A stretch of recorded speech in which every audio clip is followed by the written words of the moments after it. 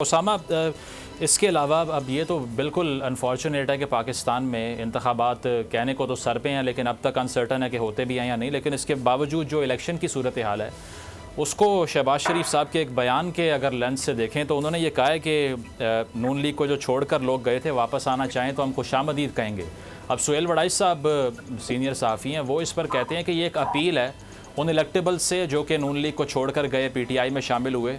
तो इसका मतलब ये है कि नून लीग को इलेक्टेबल्स चाहिए और वो इस बात का अंदाज़ा उनको है कि पंजाब में बगैर इलेक्टेबल्स के हम नहीं जीत सकते। आपका भी यही एनालिसिस है इस बयान पर? देखिए, इस वक्त नून लीग की हालत अवामी सतह पर तो बहुत पतली है। जो इस वक्त आपने देख लिया हालात हैं, हमने जो पंजाब में ज़मीनी इलेक्शन देखे, सबसे बड़ा इंडिकेटर तो वो है। लेकिन उस वक्त ना तो बिजली कोई 60 रुपए के करीब पर यूनिट हुई थी, ना आटे की सूरत हाल ये थी, ना चीनी की और ना बेरोजगारी की। तो अब तो उससे कई गुना मामला खराब हो गए हैं। तो इस लिहाज से तो उनको हर तरफ से मदद की जरूरत है, हर तरह से। सिर्फ यही नहीं कि इलेक्टेबल्स चाहिए, उनको हर तरह की मदद इस वक्त चाहिए और हर तरफ से चाहिए।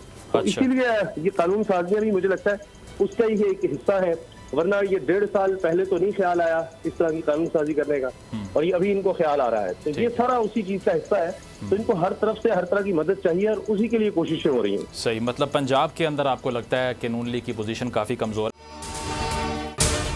अगर आपको ये वीडियो पसंद आई तो सब्सक्राइब करें और बेल पर क्लिक करें।